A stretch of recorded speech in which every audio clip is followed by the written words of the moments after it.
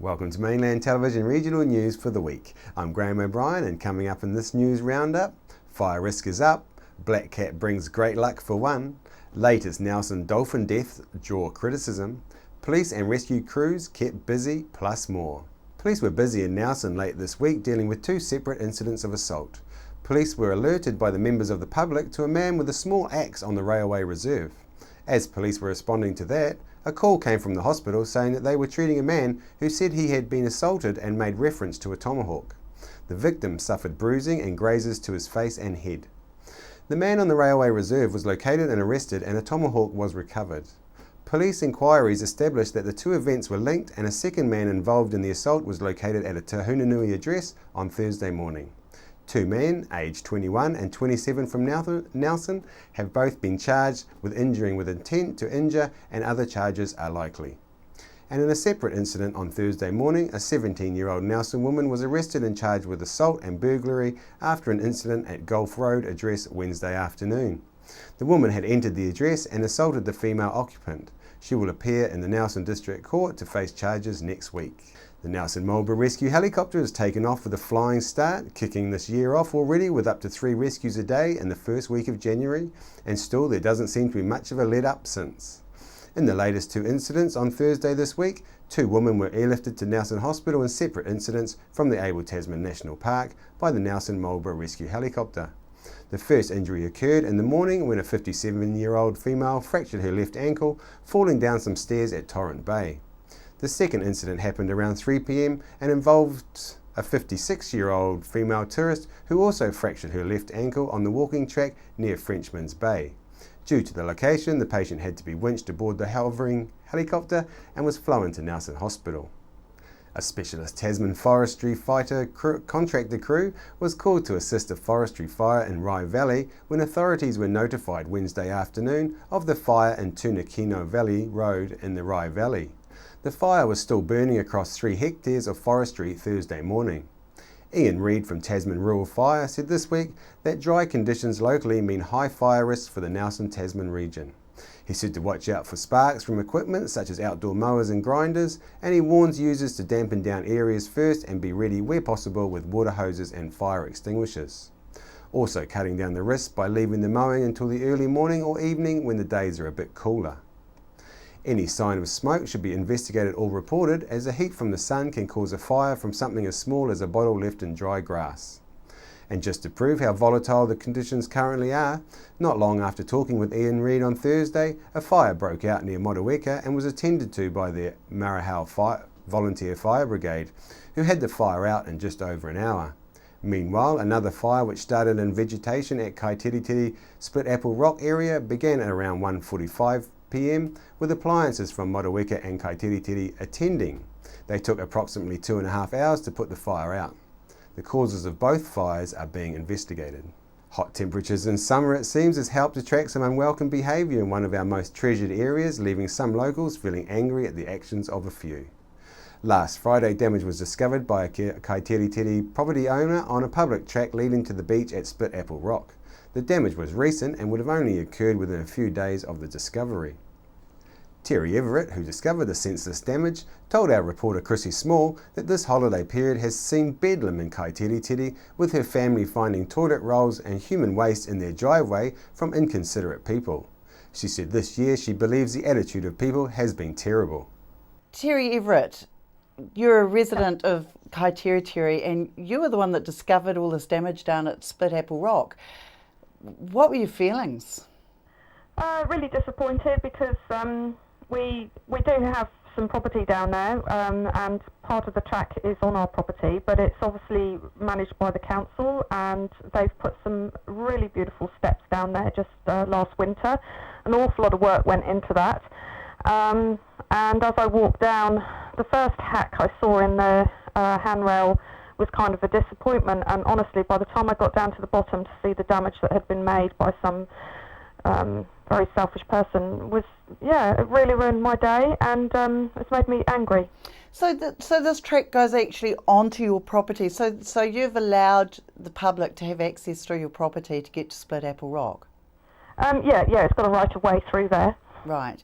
Okay. So now the damage wasn't just to the handrails of the walkway. It was also to some of the trees, wasn't it? Yeah, quite a lot of the young trees that are sort of being encouraged to grow up have been, some have just been slightly hacked and others have been cut right the way through. It looks like either a machete or, a small axe or something has been used. And there's a beautiful old tree that the council left. People have to stoop under it to get under it, but they left it there just because it's, a beautiful old tree. And that was damaged as well.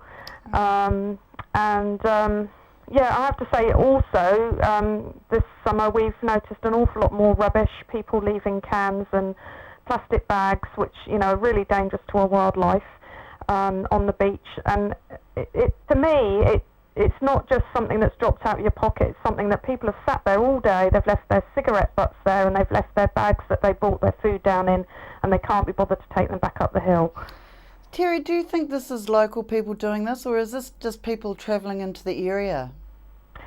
Well, the beautiful thing about car wrapping is that people advertise their company name, and I'm not going to mention any names, but there are some local companies that are using that car park and obviously using the beach, so I can't say it's all holiday makers. I can't believe for a minute it could possibly be a local person that would have hacked those trees. That would really be extremely disappointing. I don't know. Obviously, there's an excess of holidaymakers there. The Split Apple car park is extremely overutilised.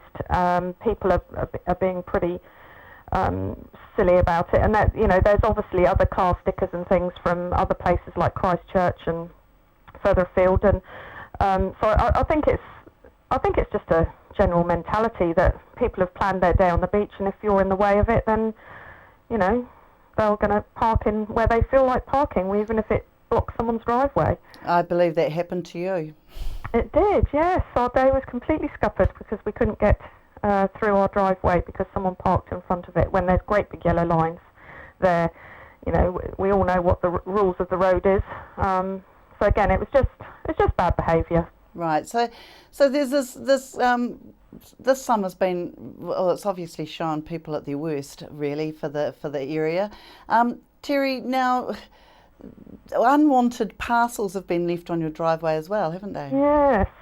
So a public drop loo at the bottom of the walkway, which again is council run, that's there for everybody's convenience, but it seems to be that there are members of the public who either can't be bothered to walk down there, or I don't know what their reasoning is, but I can't believe there's a person in the world who would be happy to find faeces and used toilet roll and nappies on their driveway.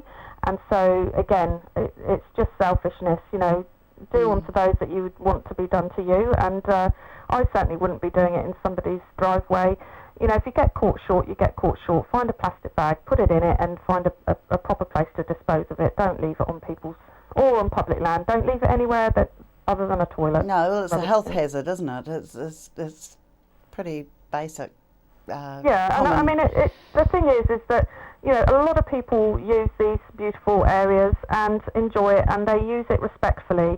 When you walk onto a beauty spot like the Split Apple, that's what you want to be thinking about. It's about relaxation. It's about really taking in the beauty that Tasman offers and enjoying the day. And when you walk down that walkway and you see, people's feces, people's rubbish, people hacking at the handrails and the trees, it just puts you in the wrong mental headspace for the whole point of going down there. No, and I think that's really sad. It's not a good advertisement for the region, is it? Well, not really, no. No.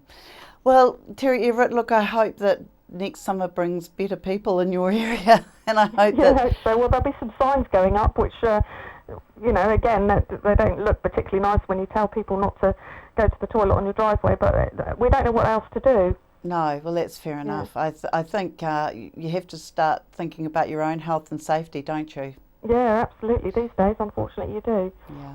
Well, Terry Everett, I just hope that people's behaviour improves and people can actually stop this kind of behaviour before they enter into it. Yeah, it's all about being responsible for yourself and that's right, and the enjoyment of others, I think. So everybody have a lovely holiday, and just remember that. Yeah.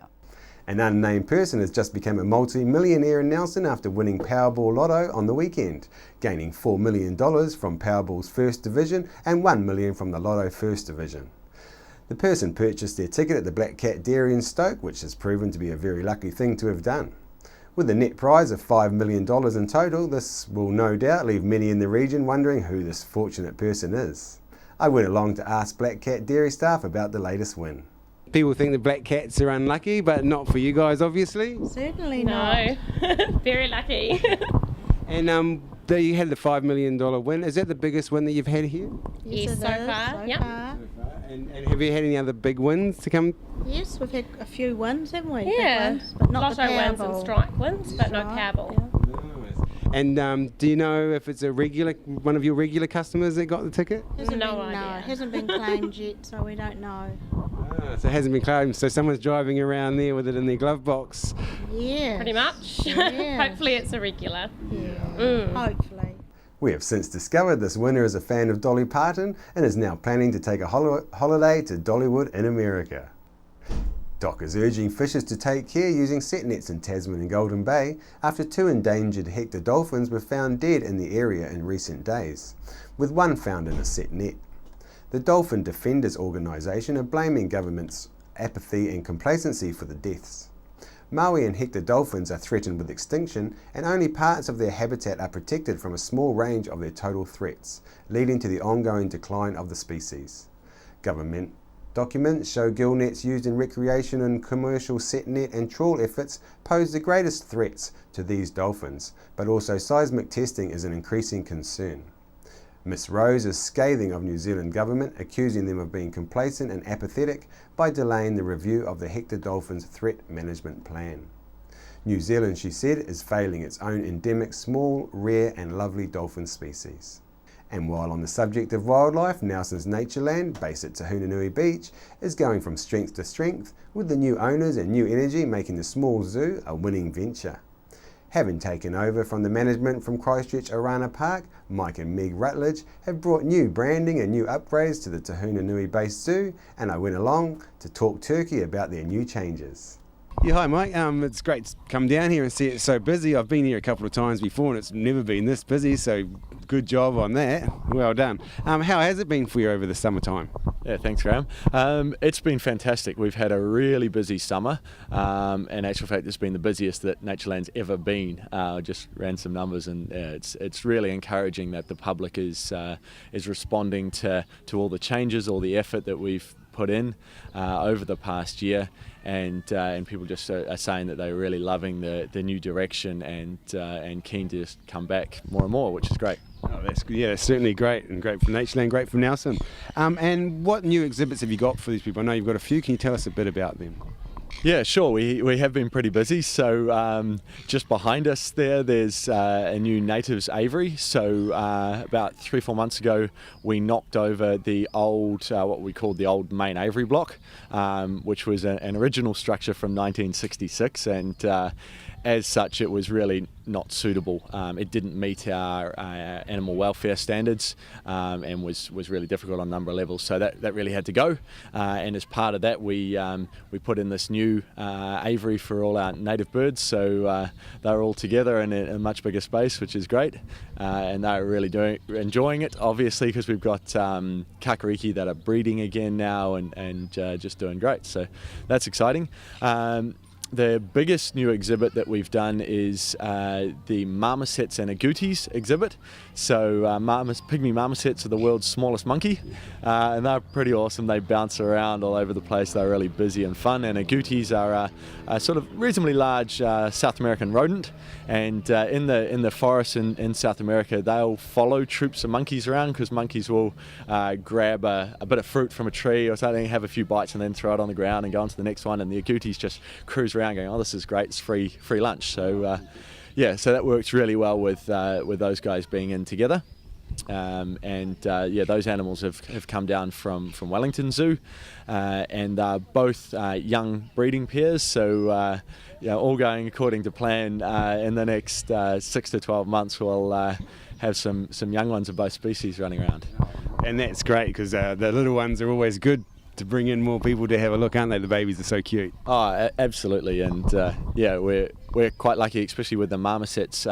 We'll be the second facility in New Zealand that has breeding groups of marmosets. So Wellington has the other ones, and so to us that's a real tick of approval from what's the ZAR Network, Zoo and Aquarium Association of Australasia. So that's the industry body that we're part of, that sort of manages all the exotic species, and them sort of saying, yes, we'd like you to start breeding marmosets and contributing to that wider conservation picture is really exciting. So that's great. When we were last at Nelson SPCA before Christmas, there were a lot of dogs and cats up for adoption. This time we went along to see if there's been a cataclysmic increase of cute, cuddly, furry, fluffy felines that were needing loving homes. Hey Carmen, thanks for taking the time to talk to us today. As we know, it's a great holiday time for the humans around, but it's not such a good time for animals. How's the SPCA been doing at this time of year? We're pretty crowded at this time of the year. This normally happens. Last year it was about February, so straight after Christmas we just got inundated with cats and kittens. I think it really goes by the climate. If we've got warmer climate, the females come into heat earlier, so therefore we are pretty full at the moment. Yeah.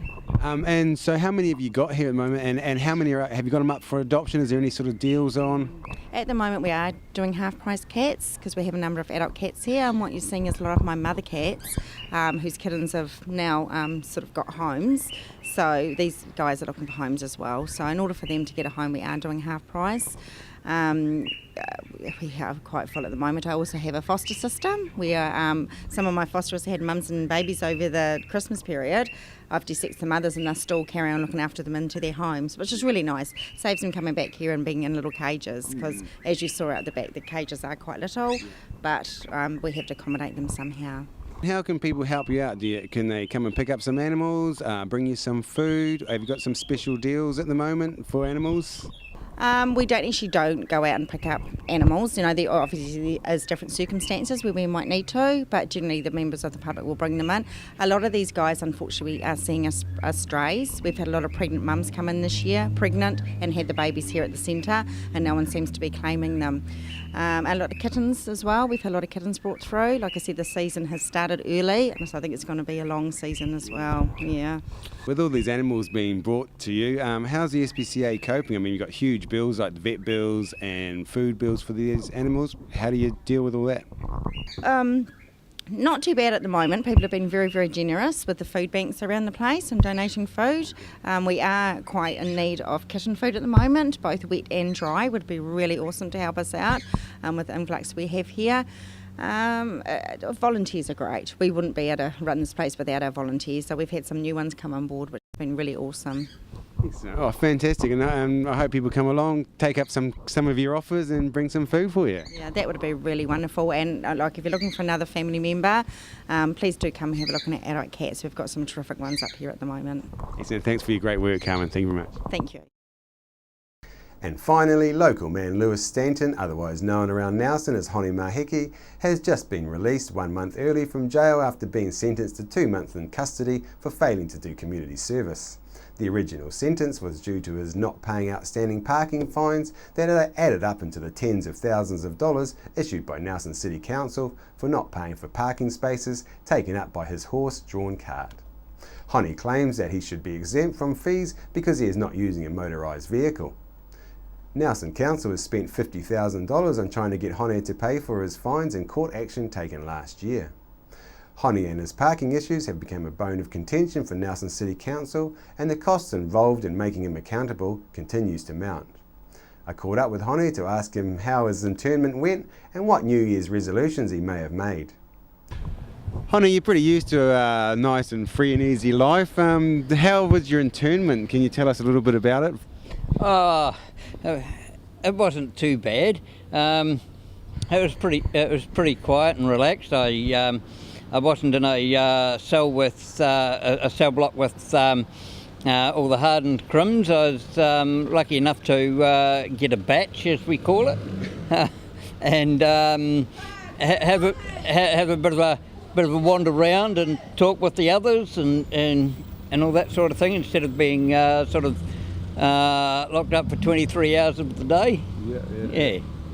And did you find people, the other prisoners, were sympathetic towards what you're doing? A few of them knew who I was and had seen articles on TV and all that sort of thing. So most of them are up to date with things, because nowadays we all have colour TVs in our cells.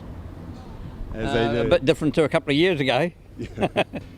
And that's right, it's been going on for a couple of years now. How long has it been this has been dragging on? This lot's coming up to 4 years on the 4th of February.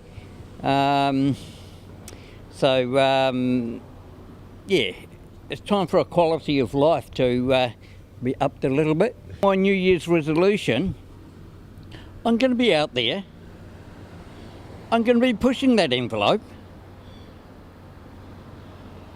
So it's time for a few more people to change their hearts and inspirations and thoughts of joy for the year.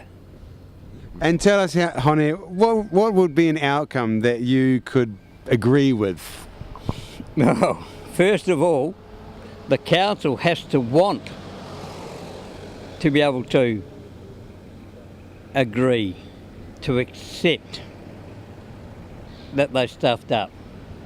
Take ownership of their stuff up. Be 100% accountable for their stuff ups. Like I say, there's a lot of hard learning still to come yet. I said to Judge Zorab that I was not going to tolerate the Nelson City Council or anybody else violating my basic human rights. He could have actually stopped it right there and then, but he didn't. I guess that's the failure of our system with such things as due process. We asked people on the street their thoughts on this issue. We have Hani Ma back in town after his stint in jail. How do you feel about that? I don't approve, no. I feel like, I don't know, if he wants to live his life like that, then go ahead. Yeah. Oh, I think it's great. I've never seen them. But if people can't go that slow in the holiday period, then there's something wrong with them. They need the holiday.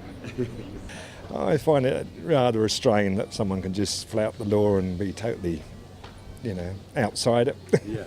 It makes a mockery of everybody who pays for a parking space or pays for a warrant of fitness or, to run a passenger service. There's lots of laws out there, and some of them are quite tough, and just to totally ignore them. If we all done that, where would we be?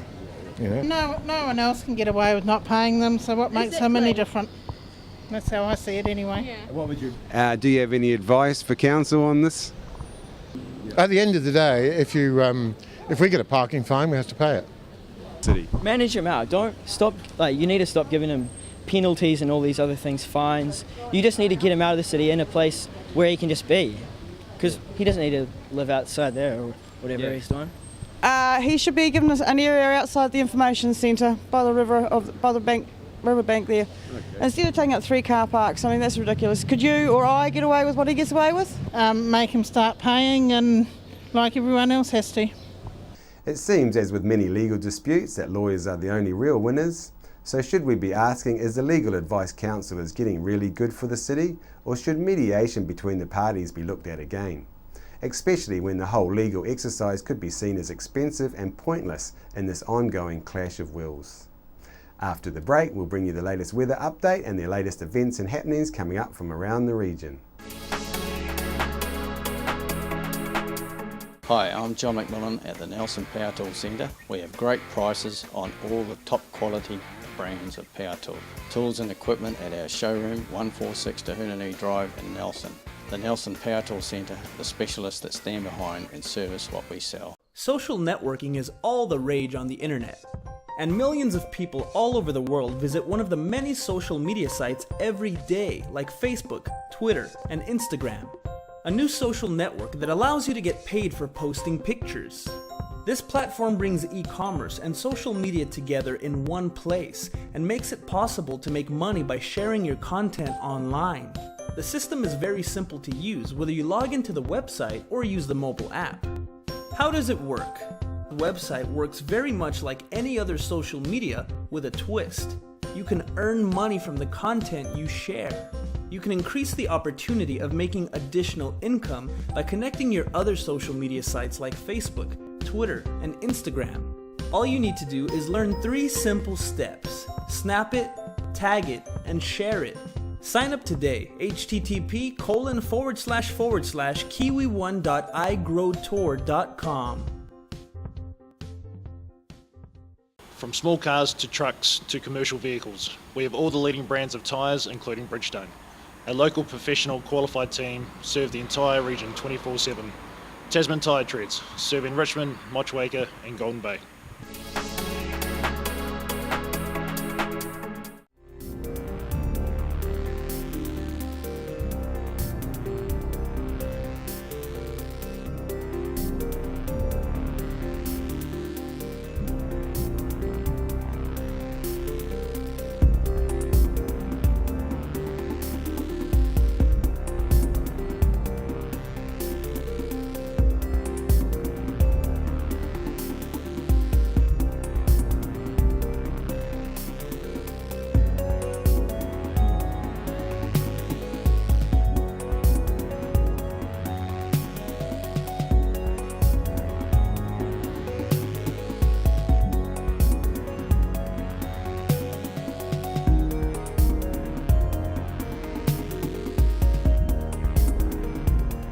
Sit and Be Fit is on at the Victory Community Centre Tuesdays and Thursdays at 10 a.m. at the Victory Community Church, 238 Upper Vanguard Street. School terms only.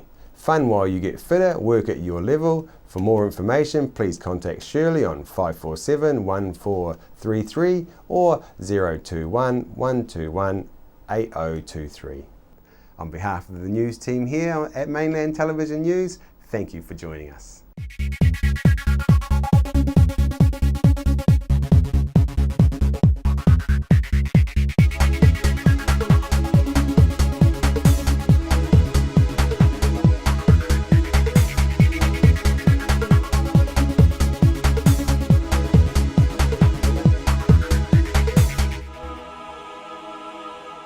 Supporting local content so you can see more of New Zealand on air. Why would you want to pay as much as $1,000 for a single bed mattress when you can buy a high quality locally made mattress like this for as little as $220? And a queen size mattress could cost you in excess of $3,000, but at Nelson Beds you could have a mattress like this as low as $425. So why would you go out and spend a fortune on your child's bedroom when you can come to Nelson Beds and buy a complete single mattress and base set, a 7-drawer Scotch chest, a headboard and a 3-drawer bedside cabinet for as little as $979? So call and discuss our custom manufacturing options and local after sales service at Nelson Beds, Nelson's only bedding manufacturer. Hi, my name's Ian Mortimer. Mortimer Auto Upholstery is your one-stop shop for all your upholstery needs. We do car and boat interiors, boat canopies, ute tonneau covers, canvas and PVC fabrication. Call in and see us in Oxford Mews, 72 Oxford Street, Richmond. Discover the Belgrove Tavern just 20 minutes south of Richmond on State Highway 6.